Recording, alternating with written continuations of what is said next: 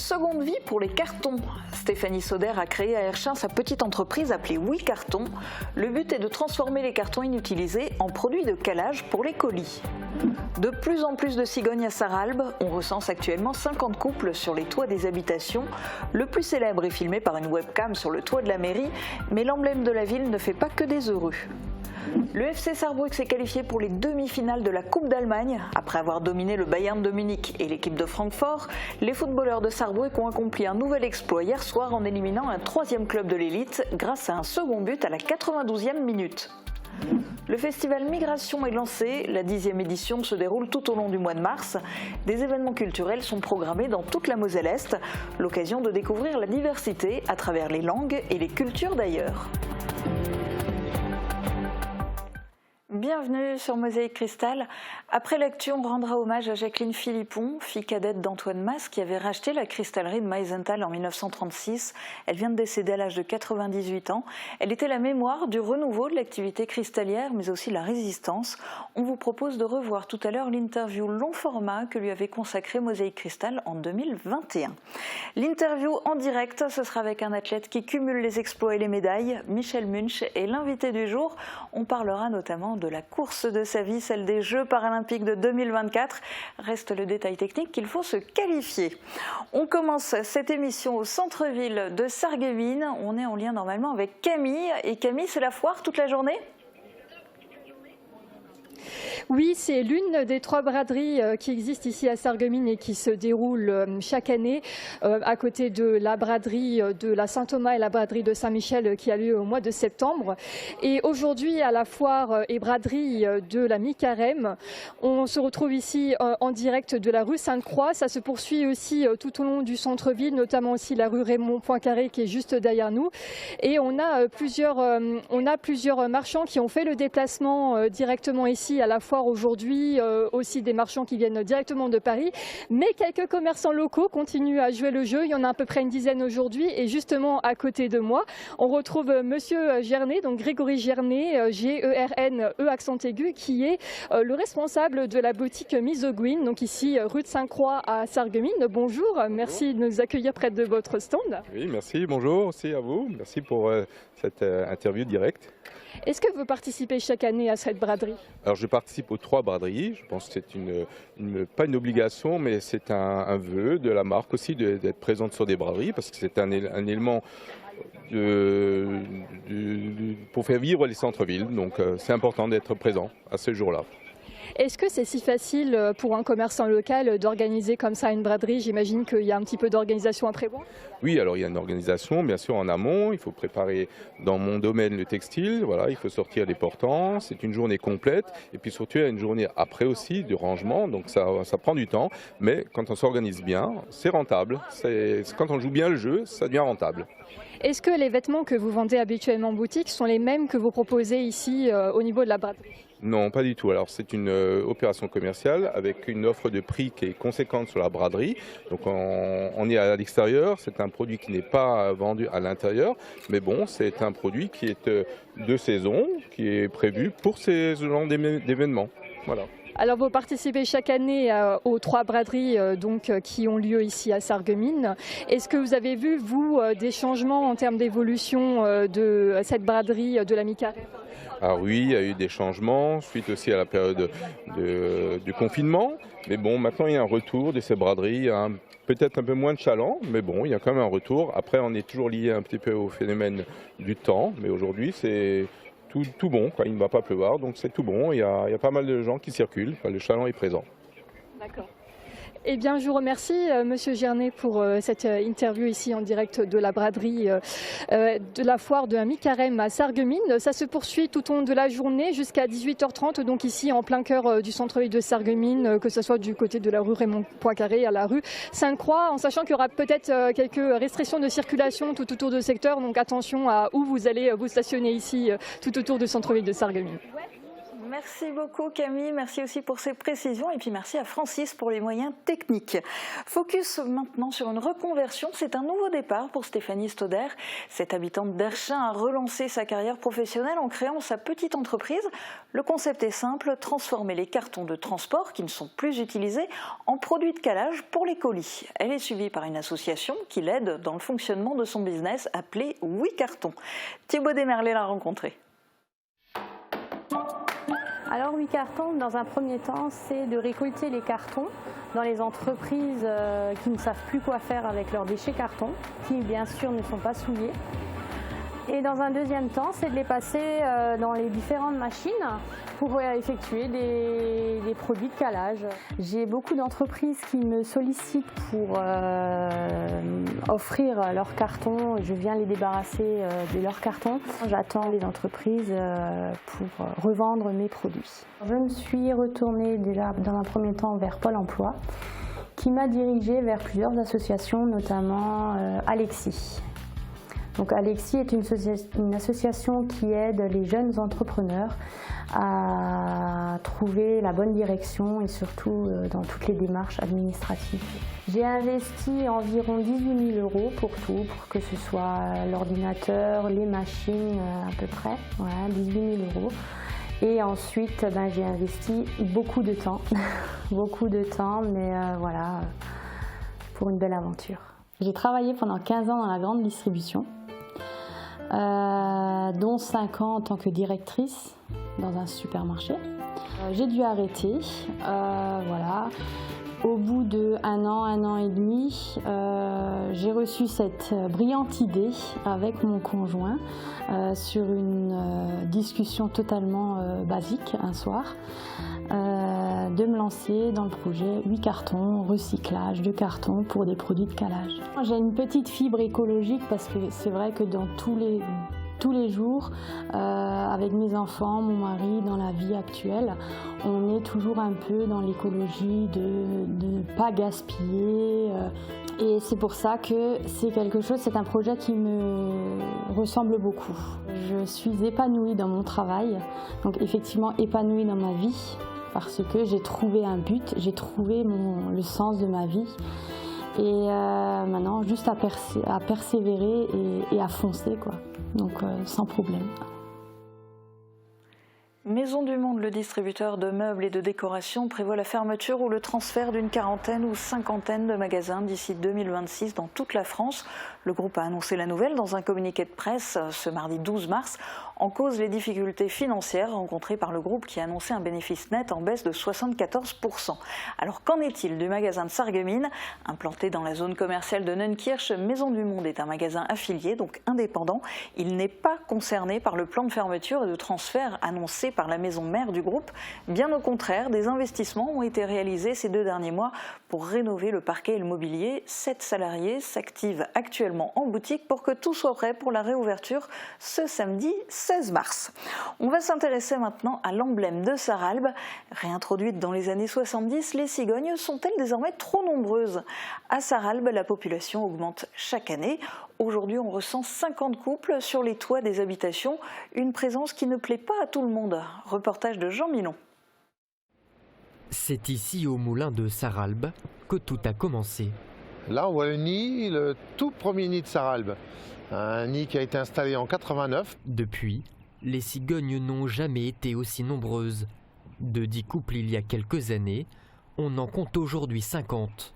C'est énorme, ça explose.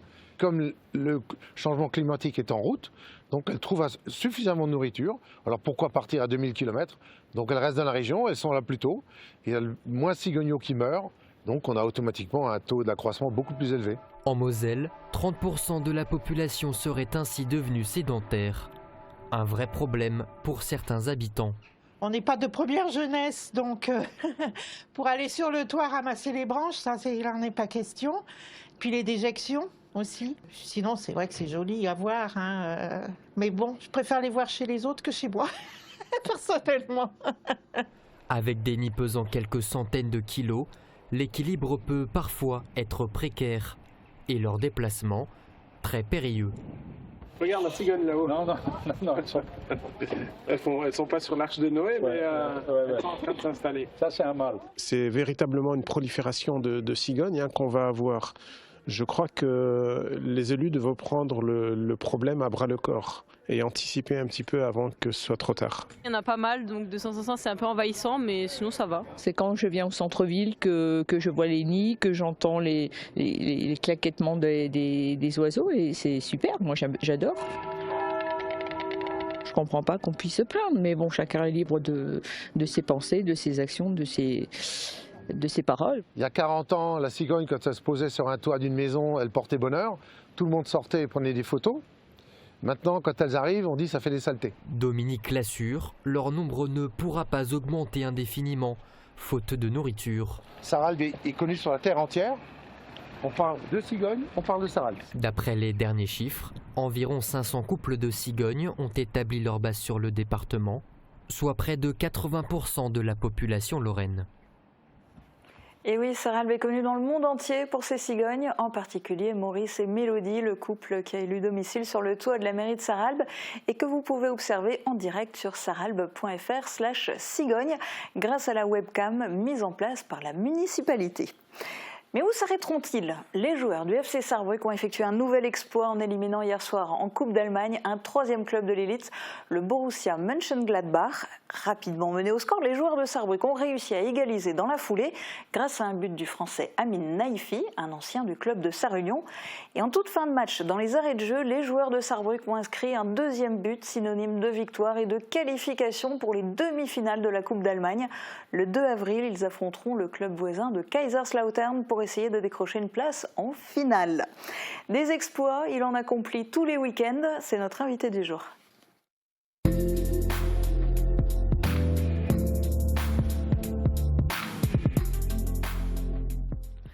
Alors Michel Munch, on ne vous présente plus. En résumé express, vous êtes un athlète handisport, licencié à l'ASSA.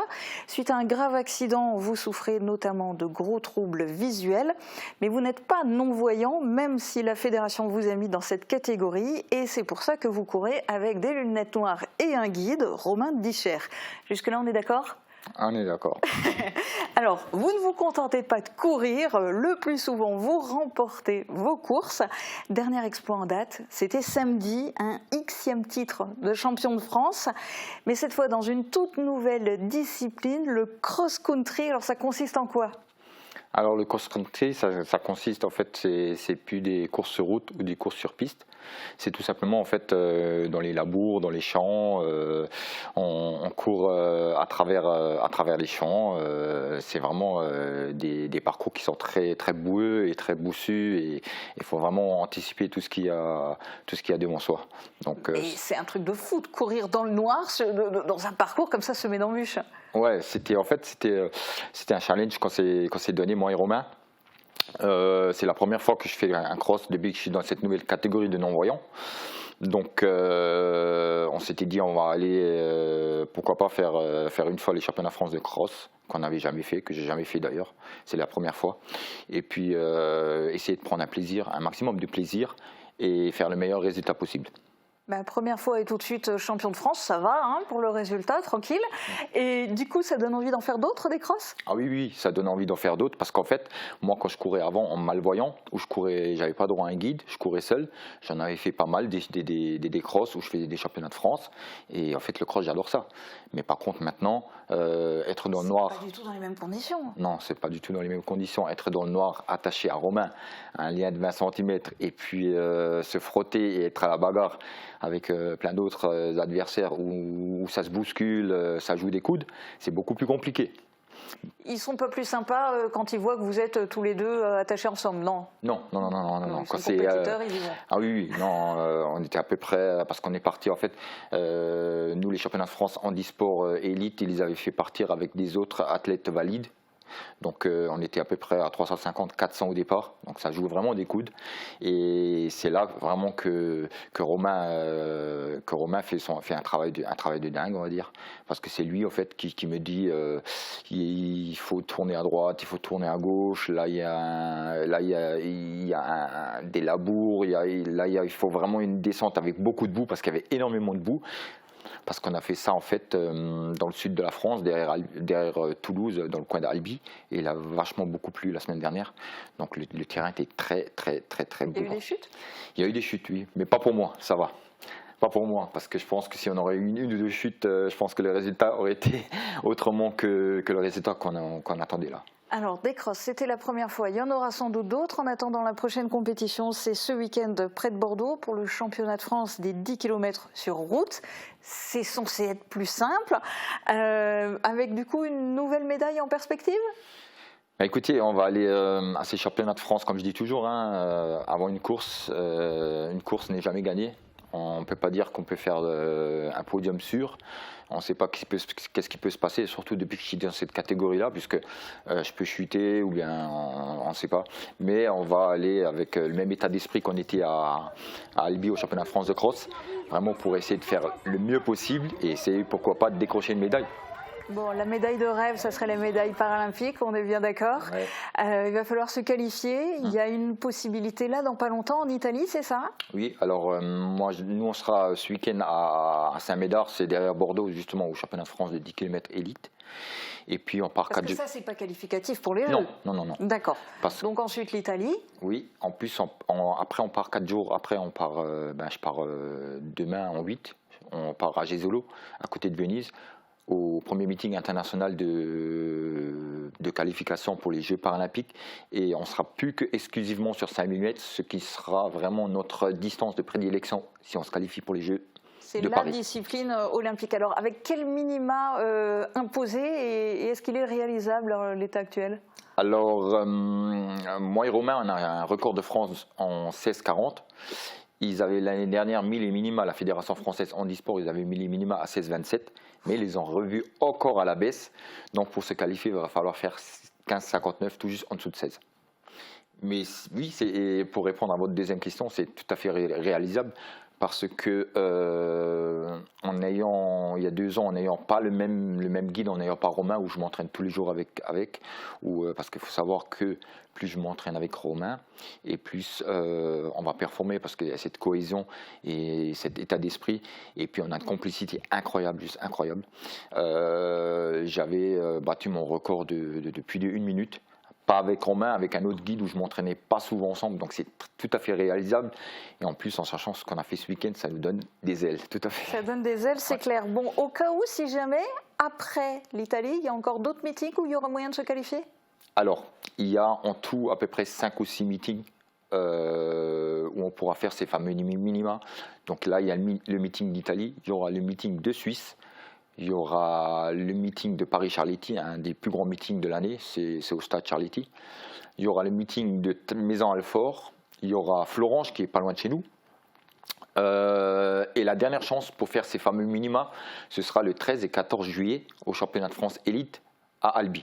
Ah oui. Bon, dans tout ça, on est bien d'accord, il va y avoir moyen de se qualifier, parce qu'on n'attend qu'une chose, c'est de vous voir courir aux Jeux paralympiques de Paris, c'est clair. Oui, non, mais on va faire au mieux, mais on est très confiant pour cette qualification. Bien sûr. Bon. Et puis il y a déjà une bonne nouvelle concernant les Jeux paralympiques. Vous allez faire partie des 1000 porteurs de flammes. Parce qu'on parle régulièrement du parcours de la flamme olympique, d'autant qu'elle va passer par Meisenthal et par Sarreguemines. Ce sera le 27 juin. Mais il y a aussi le parcours de la flamme paralympique. Alors on ressent quoi quand on apprend qu'on va porter cette flamme ? Alors j'arrive même pas encore à décrire. En fait, moi j'ai eu la nouvelle il y a à peu près 3 semaines par mail, puisque j'ai eu la nouvelle par le département de la Moselle, comme quoi j'allais être porteur de la flamme paralympique, bien sûr. Mais c'est un honneur et une grande fierté, et j'arrive pas encore à réaliser. Je pense que je vais réaliser le jour où je l'aurai en main. Mais ouais, en fait c'est un rêve de gamin. C'est tout simplement un rêve de gamin qui se réalise. On n'arrive pas à décrire. Je pense qu'on pourra vraiment apprécier le jour où on y sera vraiment. Alors précision justement pour les téléspectateurs, la flamme paralympique partira d'Angleterre et arrivera en France via le tunnel sous la Manche. Elle sera ensuite divisée en 12 flammes réparties dans l'Hexagone pour converger vers Paris du 25 au 28 août. L'une d'entre elles partira de Strasbourg, une autre d'Amnéville. Vous, Michel Munch, est-ce que vous savez déjà à quel endroit vous allez la porter, cette flamme ? Non. Je ne sais pas encore.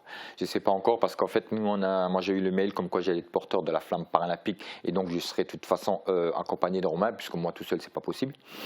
Et Puis on attend d'avoir des mails de confirmation pour voir vraiment le passage et où moi et Romain on va la porter. Bon, on a hâte de suivre tout ça et puis ce sera sans conteste une grande fête, d'autant que ces Jeux paralympiques de 2024 sont les premiers Jeux paralympiques d'été qui vont se dérouler en France. Il n'y en a encore jamais eu et on espère bien vous y voir. Merci beaucoup d'être venu témoigner et à très bientôt. Pendant tout le mois de mars, de nombreux événements culturels vont avoir lieu dans toute la Moselle-Est dans le cadre de la 10e édition du festival Migration. La soirée de lancement du festival s'est déroulée à Saint-Avold. Au programme, un reportage réalisé au centre social Bellevue de Forbach ainsi qu'un concert de musique traditionnelle réunionnaise. Reportage de Grégory Sebag. Nous nous tenons ici aujourd'hui, honorant les migrations passées qui ont façonné nos sociétés, nous rappelant que nos racines sont souvent dispersées dans différents coins du monde. Le festival Migration 2024, c'est parti. Cette année, c'est à Saint-Avold, au centre social Vennec-Carrière, que s'est déroulée le 11 mars la soirée d'ouverture, en présence de nombreux partenaires de l'ATMF, l'ASBH ou encore le Carreau de Forbach.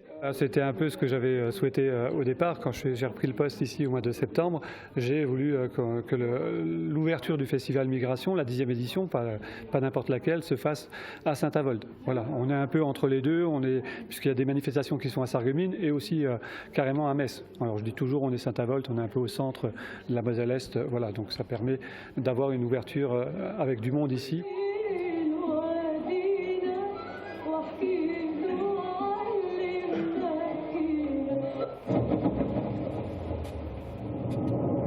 La soirée débute par la projection d'un reportage réalisé au centre social de Bellevue à Forbach. Le 2 décembre dernier, une soirée multiculturelle y a eu lieu, réunissant des personnes de toutes origines et mettant à l'honneur les cultures d'une douzaine de pays dans un esprit d'ouverture et de partage. Si le festival s'intéresse beaucoup à la diversité et à la richesse de notre bassin houiller, il nous emmène ensuite ailleurs, très loin, sur l'île de la Réunion, avec un concert du duo Zoreilles.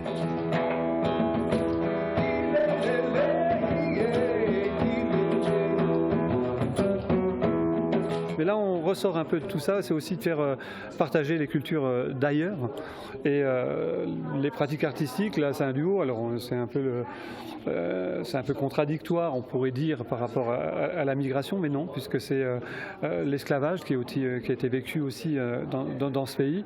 Voilà. Et en plus, on lutte contre les préjugés racistes, donc par rapport à l'ignorance, la méconnaissance, et de retravailler sur la culture réunionnaise, ça fait aussi partie de notre patrimoine, voilà, de notre richesse.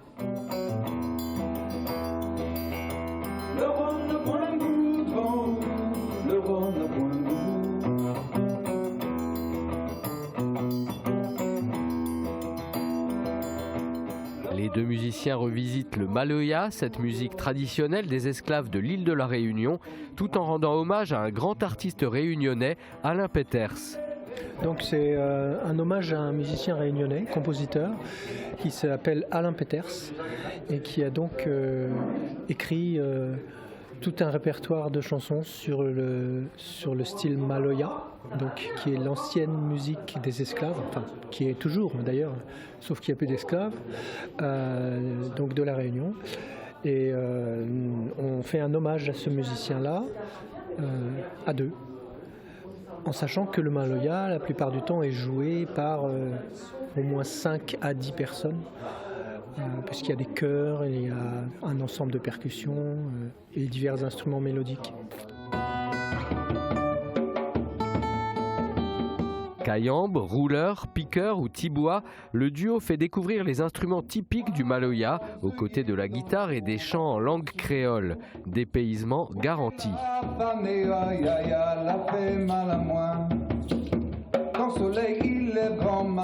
Ils ont vraiment une rythmique atypique, ils ont vraiment des mélodies atypiques, ils ont leur chant, ils ont leur créole, c'est vraiment de la Réunion. On ne trouve pas ça, même en allant un petit peu à côté, à Madagascar, c'est déjà plus tout à fait la même musique. Là, ils ont vraiment leur musique.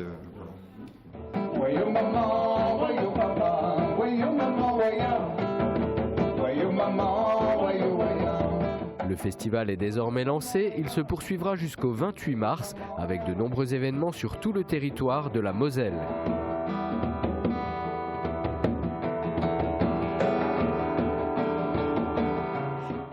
Il y a de nombreux événements dans les prochains jours. Voici quelques idées de sortie. L'ensemble vocal du Conservatoire de Sarreguemines sera en concert ce samedi à 20h à l'église Saint-Nicolas. Dirigé par Benoît Schaeffer, les choristes seront accompagnés par l'ensemble instrumental Inciem pour interpréter des œuvres de Dvorak et de Brahms. Enfer ou Paradis, c'est le titre de la nouvelle pièce jouée par les classes de théâtre collégiens et lycéens du Conservatoire de Sarreguemines. Sous la houlette de Margot Gauer, les jeunes seront sur la scène du Casino des Faïenceries vendredi soir et dimanche après-midi. Samedi soir, des jeunes prodiges seront sur la scène de l'Hôtel de Ville de Sarreguemines. Le Lions Club organise sa 5e soirée Jeunes Talents. Les 9-21 ans seront répartis en 3 catégories d'âge. Le jury professionnel, présidé par Jacques Ilox, devra les départager en danse, en musique, en chant ou en théâtre. Petit conseil, si vous achetez vos billets en avance, par exemple à l'Office de tourisme de Sarreguemines, c'est 2 € de moins que le soir même. À Rohrbach, le week-end sera placé sous le signe du vin et des produits du terroir. Attention cependant, l'abus d'alcool est dangereux pour la santé, à consommer avec modération. Vous pourrez découvrir une 30aine d'exposants pour goûter et acheter leurs produits. Enfin dimanche, vous avez rendez-vous à Wölflin pour un café-conférence sur le lynx. Disparu d'Europe occidentale au 19e siècle, il a été réintroduit notamment à travers le projet LIFE. Ce sera l'occasion pour vous de tout savoir. Et dans les médias, on va essayer de tout savoir concernant la météo prévue demain. Couverture et zinguerie, une toiture Moder Habitat apporte sécurité, protection et pérennité par tous les temps.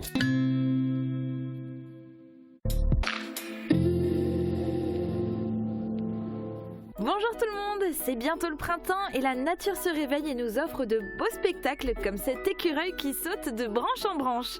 L'occasion de ressortir ces très belles photos que nous avait envoyées Charles Schaeffer, prises dans la forêt de Saint-Louis-les-Bitches, ou encore celle de Marc Haine qui avait mis en scène ce petit écureuil dans la forêt de Zétain. La nature a beaucoup à nous offrir et si vous aussi vous avez de belles photos, n'hésitez pas à nous les partager. Côté météo pour demain, c'est normalement la plus belle journée de la semaine qui nous attend.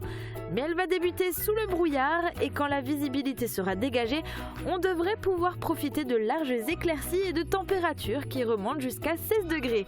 En soirée, le ciel sera à nouveau plus couvert, mais le temps restera sec. Demain, nous fêtons les Mathildes et il fera jour de 6h45 à 18h35. Passez tous une très belle journée et à demain!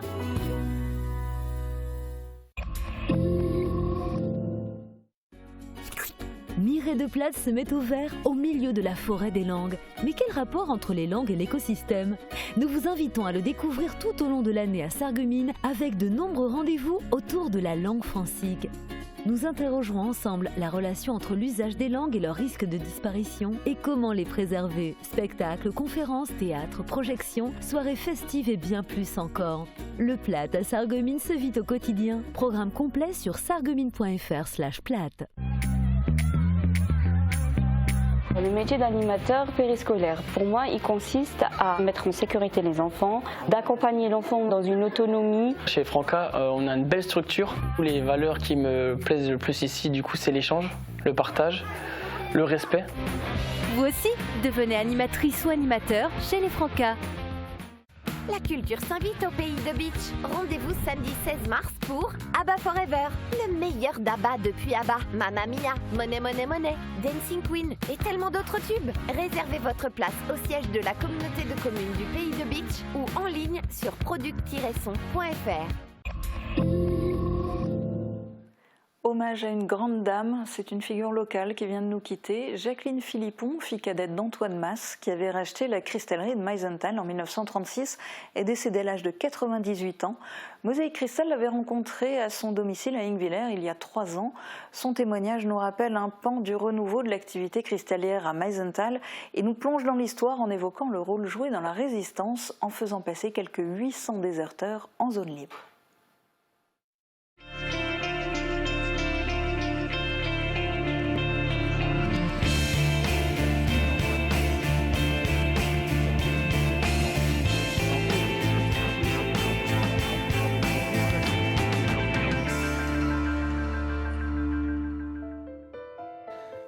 Au dire de nombreuses personnes du village, si en 1936, Antoine Masse n'avait pas eu l'audace et le courage de racheter la verrerie de Meisenthal, le site verrier et le succès qu'il connaît aujourd'hui n'existeraient pas. Derrière le miroir, nous accueillons Jacqueline Philippon. Elle est la fille d'Antoine Masse. Avec elle, nous allons remonter le temps et tenter de reconstituer cette belle histoire. Bonjour Jacqueline. Bonjour. Alors merci de nous recevoir chez vous. Alors je crois avoir remarqué que vous êtes finalement très heureuse de faire ce plongeon dans le passé. Oui, bien sûr, j'aimais beaucoup, beaucoup mon père. C'était quelqu'un de très bien. Ah, vous connaissez aujourd'hui la success story, la belle histoire du CIAV de Meisenthal. Est-ce qu'on peut réellement affirmer que votre père y a joué un rôle qui est déterminant? Il a joué le rôle principal. Sans lui, on ne parlerait plus de l'usine. Parce qu'il a racheté l'usine en 1936, alors qu'il habitait à Ingwiller. Il avait une fabrique de thermomètres à l'époque, hein? Il avait déjà une thermométrie à Ingwiller, oui. Alors pour situer un peu les choses, vous avez aujourd'hui 94 ans. Oui. Vous en aviez 10 quand votre père a racheté la verrerie de Meisenthal. Alors aux côtés de votre père, vous avez finalement vécu tous les événements de la verrerie. Oui, à partir de 10 ans. À partir de 10 ans, et cela jusqu'en 1969. Alors moi je propose qu'on évoque d'abord la période d'avant-guerre. Pour commencer, dites-nous votre père. Qui était votre père? Comment il était? Mon père était le fils d'une grande famille de 6 enfants et ses parents étaient pauvres. Et ils ne pouvaient pas lui payer d'études. Alors il est parti à l'intérieur de la France chez une tante, grâce à une tante plutôt, qu'il a emmené chez un prêtre où il a appris le français. Il ne parlait pas français, puisqu'il est né en 1898. Il est né où, votre père? Mon père est né à Meisenthal. Qu'il était bon. Je dirais qu'il était bon. Et pour moi, ça c'était inouï. Je l'ai vu un jour, enfin ça c'est pas à mettre là-dedans, je l'ai vu un jour enlever ses chaussures et les donner à Tortel. Tortel, c'était un bonhomme qui passait un peu partout pour ramasser des choses, quoi, des habits, Et ça, je l'ai vu de mes yeux de gamine et ça m'a profondément marqué. Et c'est pas que ça, il a fait beaucoup, il a donné beaucoup, beaucoup. D'ailleurs, les enfants l'aimaient et puis... Vous n'êtes pas en train d'idéaliser le père que vous avez eu et qui n'est plus là? Non, c'est pas parce qu'il n'est plus là, oh non. Je l'ai toujours aimé comme ça. C'est quelqu'un avec qui on pouvait discuter. Moi, comme enfant, je pouvais discuter. Quand je lisais un livre, il me disait « Qu'est-ce que tu lis là ?» Il me faisait parler du livre, il s'intéressait à ce que je faisais. Et aussi, je ne l'idéalise pas. Tout le temps, il était comme ça. Est-ce que dans le domaine du verre, de la fabrication du verre, ah oui, il s'y connaissait ou... Oh ben oui, il a toujours vécu là-dedans. Son père était ouvrier verrier. Et beaucoup de gens à l'époque qu'il connaissait étaient verriers, quoi. Ils n'étaient pas riches, ils n'avaient pas d'argent, ses parents. Ils travaillaient aussi dans la verrerie. La fabrique de thermomètres qu'il avait... Ah, ça c'est lui qui, après la guerre, pendant la guerre, il a connu des ouvriers thermomètres, des Allemands, pendant la guerre, puisque... De 14-18, c'est là. Hein? C'était la guerre de 14-18. De 14-18. Et alors, il a pensé, tiens, je pourrais faire ça. Et il a lancé... Avec ces 2 Allemands qu'il connaissait, il a lancé une thermométrie à Ingwiller. Pourquoi il a racheté la verrerie de Meisenthal alors en 1936? Parce qu'il aimait Meisenthal et que la verrerie était à la faillite. Elle devait s'arrêter complètement. Et alors, comme il aimait Meisenthal et qu'il était de Meisenthal, il a réuni tout ce qu'il avait et il a racheté l'usine. Est-ce que vous savez combien de salariés à l'époque étaient employés dans la verrerie? Non, je ne sais pas exactement, mais je sais qu'ils étaient nombreux. Donc ce n'était pas une petite verrerie? Non, c'était une grande verrerie. Et à l'époque, après, vous aviez 10 ans à l'époque? J'avais 10 ans. Et donc j'imagine vous avez traîné un peu dans la verrerie? Je traînais à l'usine, oui, et avec des amis à moi. Et on allait en bas regarder les chauffeurs, ceux qui chauffaient les fours. On allait souvent le soir les regarder travailler. C'était d'ailleurs très surprenant et très émouvant. Ils faisaient du feu le soir et on avait le droit le soir, quand plus personne ne travaillait, de venir les voir travailler. Et à l'époque, on y fabriquait quoi dans la verrerie? On faisait ce qu'on fait maintenant, du verre ordinaire, du verre à boire, des verres à boire, des carafes, voilà, on faisait des choses comme ça, toutes simples. Et vous savez à peu près où ça se vendait à l'époque?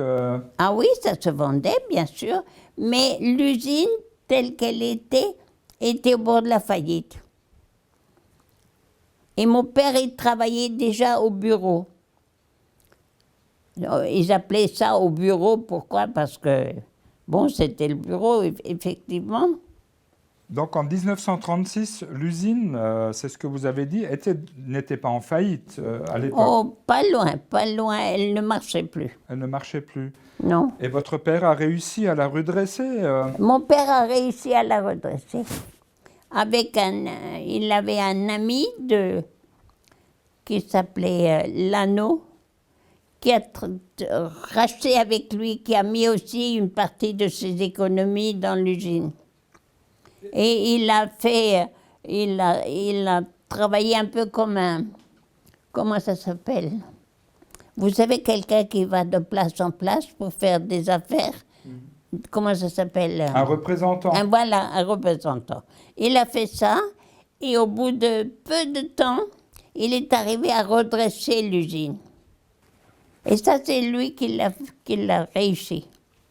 Et votre père, alors on a du mal à l'imaginer, il était comment, votre papa? Papa, il était grand, mais vous n'avez pas une photo? Si, on va montrer la photo aux téléspectateurs. Mais vous l'avez vu comment? Moi, je l'ai vu comment?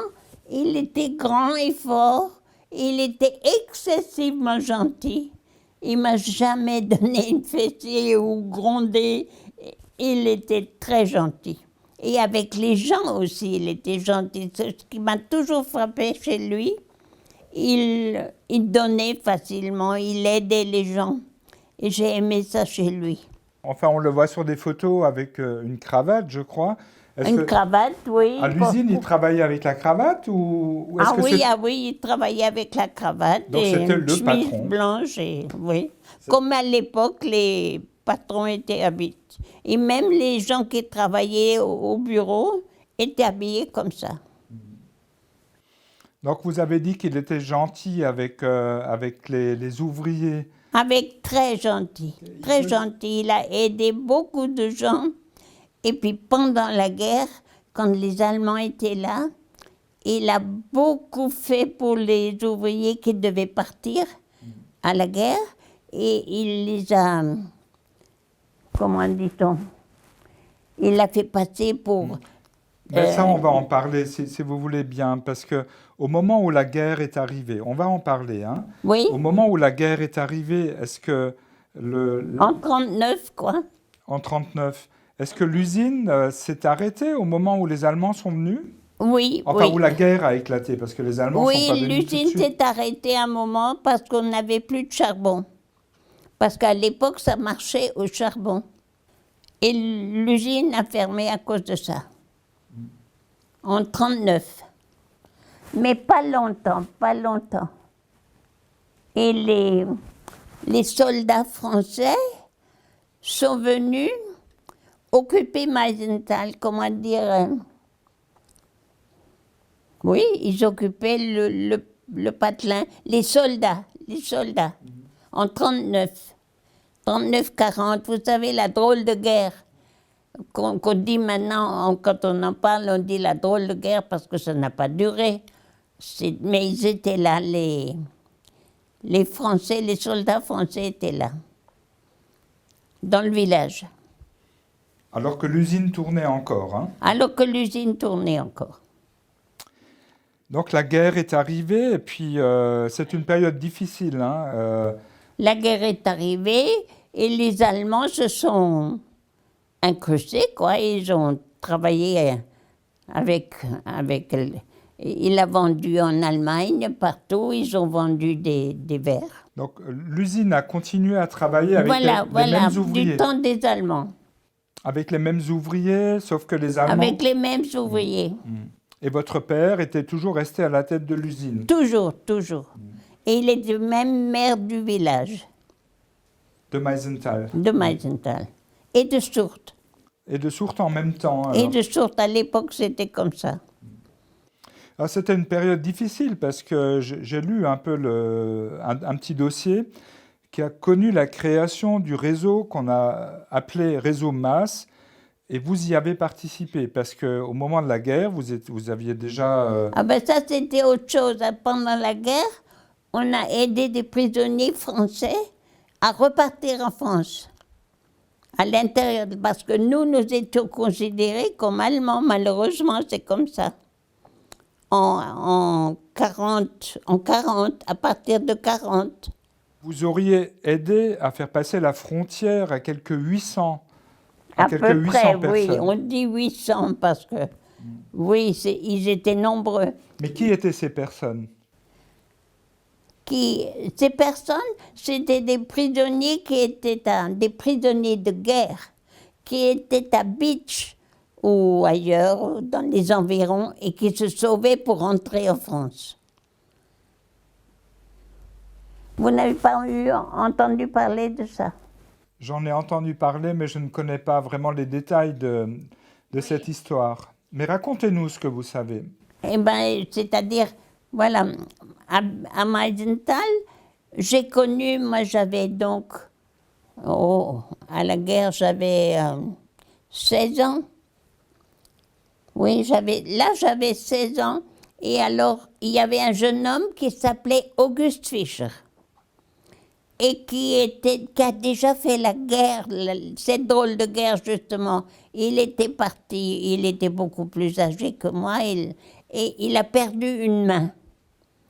Et donc il est resté à la maison, et il se promenait dans les forêts, et il a trouvé des prisonniers français. Et alors il leur a demandé, il m'a demandé si ça m'intéressait de les voir.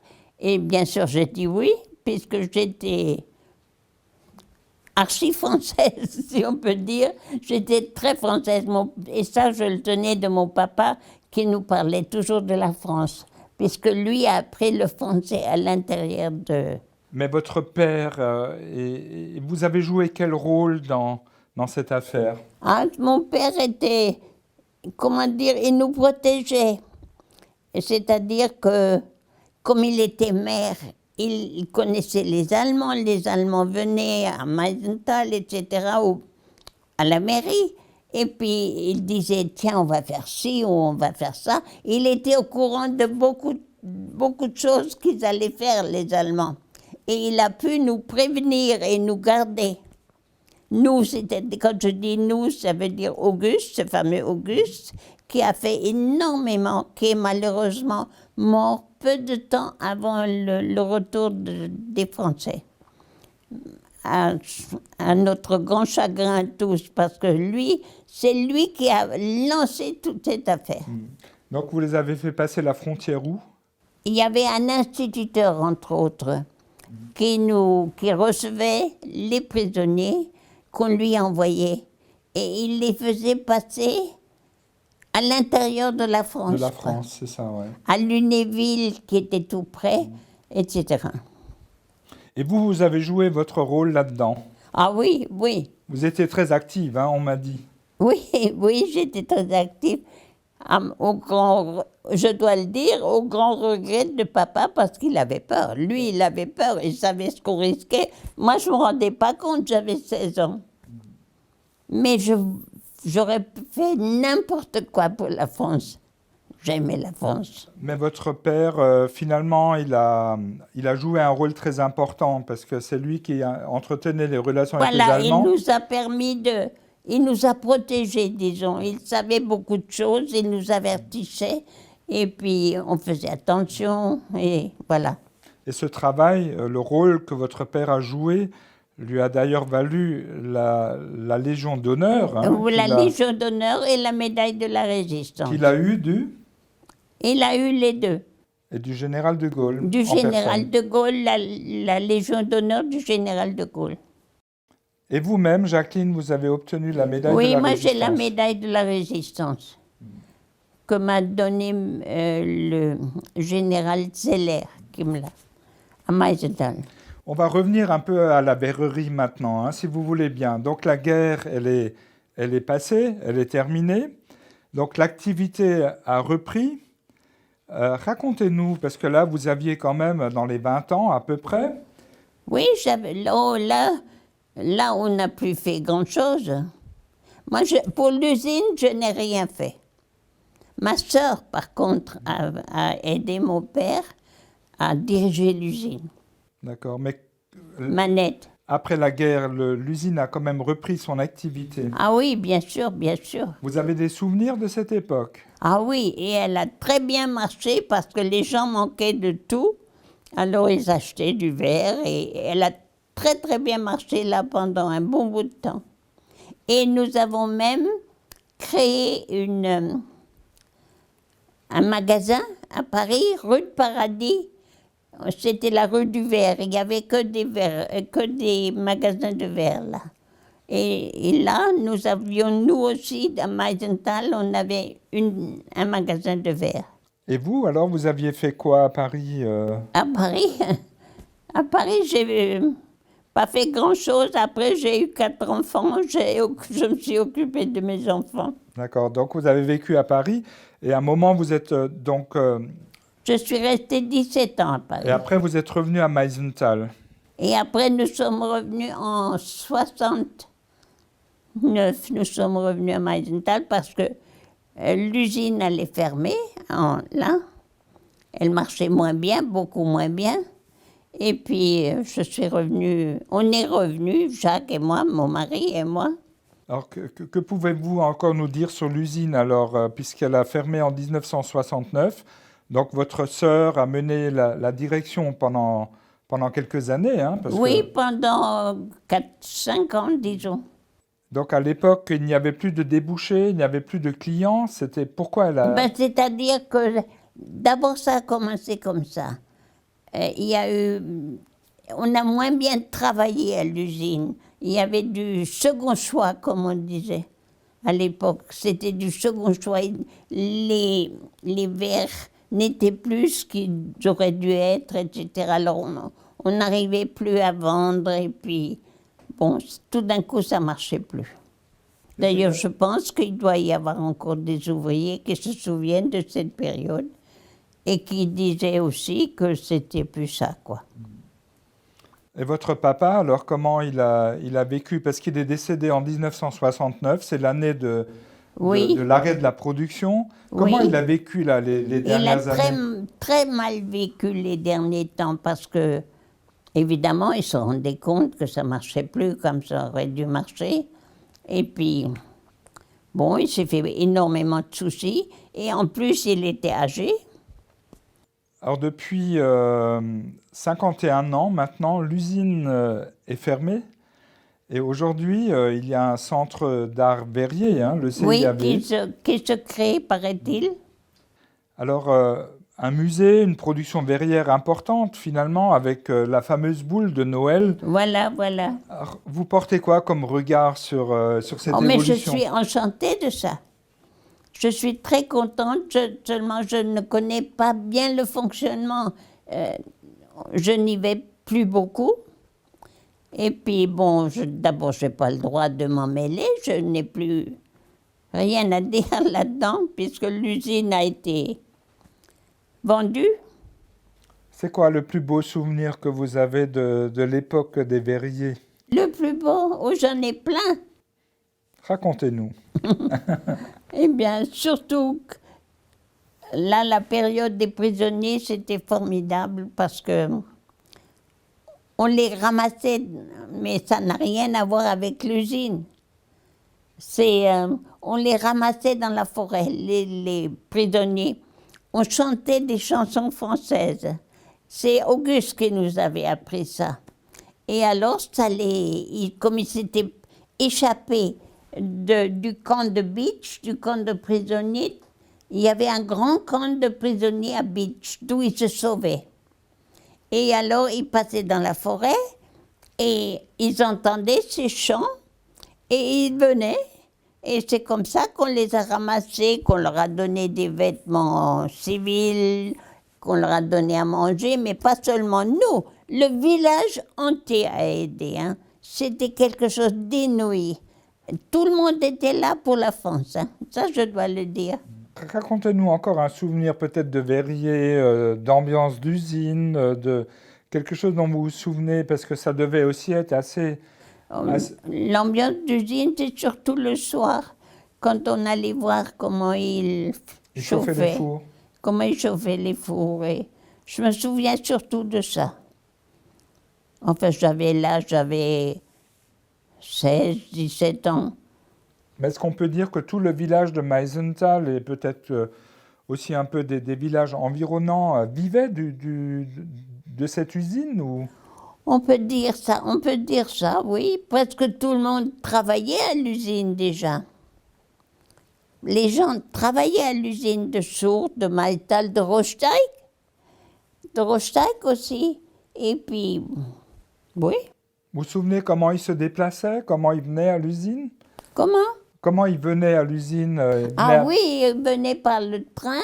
Il y avait un train qui venait de Rostock, on l'appelait le Schlembe, un vieux train qui d'ailleurs a été supprimé après la guerre. C'était une bêtise, je trouve, parce qu'il n'y avait plus aucune communication, il n'y avait plus que les bus. Et puis alors bon, ils venaient comme ça. Ou alors ils venaient à pied. Et votre père, là, on va le revoir, il est directeur, il est là dans son costume avec sa cravate. Parfois, il rassemblait les ouvriers, il leur parlait, il allait ça, je ne sais pas trop. Oui, certainement qu'il les rassemblait. Il y avait surtout aussi un homme qui s'appelait Ponce, qui était... comment appelle-t-on ça? Il était déformé, il avait une bosse dans le dos. Mais c'est lui qui était le chef du travail, qu'on appelle. Chef d'atelier, quoi. Pardon? C'était le chef d'atelier. Voilà, plus que chef d'atelier, il dirigeait les... Contremaître. Contremaître, il dirigeait les ouvriers. Et avec poigne. Et connaissance. C'est quelqu'un qui avait énormément de... Il a beaucoup fait à l'usine. Il était sévère. Les ouvriers le craignaient d'ailleurs, de Ponce. Mais il a fait beaucoup de choses pour l'usine. Et maintenant, votre papa, alors, je sais qu'on en a déjà parlé, mais j'essaye encore d'en savoir un peu plus. Quel souvenir, alors, votre papa, finalement, vous laisse? Oh, de très bons souvenirs. C'était un papa. On ne peut mieux. On ne peut plus gentil. Bon, il avait aussi des défauts dont je ne veux pas parler. Un seul, vous pouvez le dire. Non. Non? Ok. Que des qualités, alors. Je ne voudrais pas le dire parce que les gens le savent. Si vous voulez savoir sur lui, vous pouvez demander, les gens vous le diront.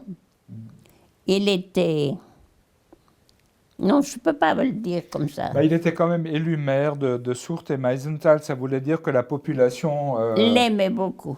L'aimait beaucoup. Ça, c'est vrai. Alors, bientôt, le chantier... Et il a aidé beaucoup de gens qui n'avaient plus, par exemple, d'argent ou qui étaient à la guerre. Des jeunes qui devaient partir à la guerre. Il a été voir les Allemands en disant qu'il faut qu'ils restent là pour la famille, pour soutien de famille. Et c'est comme ça qu'il a pu sauver beaucoup de gens. Est-ce que vous étiez considérés, vous, comme des gens riches à l'époque? Ça, je n'en sais rien. Mais vous étiez riche? Je pense que oui. Enfin, riche. J'ai jamais remarqué que j'étais riche. Papa ne m'a jamais donné beaucoup d'argent.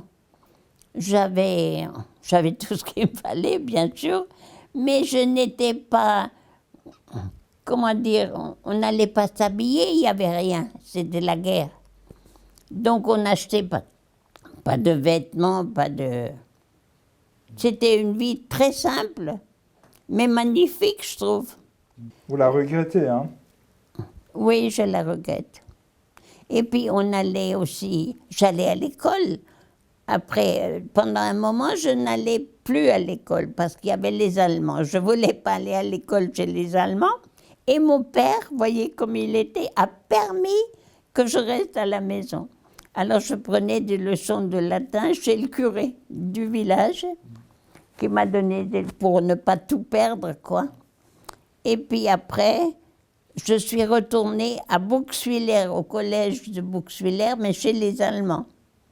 Il fallait aller à l'école. Mon père me disait, si tu n'y vas pas maintenant, tu n'iras plus jamais et puis tu ne pourras pas continuer tes études. Le fait que l'histoire du verre continue à Meisenthal, j'imagine que c'est quand même une fin, enfin une suite heureuse. Oui, moi je pensais enfin comment il s'appelle? Avec Jeannot, on pensait que papa, mon père, aurait une plaque en souvenir de ce qu'il a fait. Parce qu'il a quand même racheté l'usine en 1936. Et s'il ne l'avait pas fait, on ne parlerait plus de l'usine. L'usine aurait fermé. L'usine allait fermer quand il a racheté. Donc vous seriez sensible s'il y avait une petite plaque quelque part? Juste une plaque pour dire qu'il a racheté l'usine en 1936, voilà. Parce que ça, c'est très important. S'il ne l'avait pas fait, l'usine aurait disparu, quoi.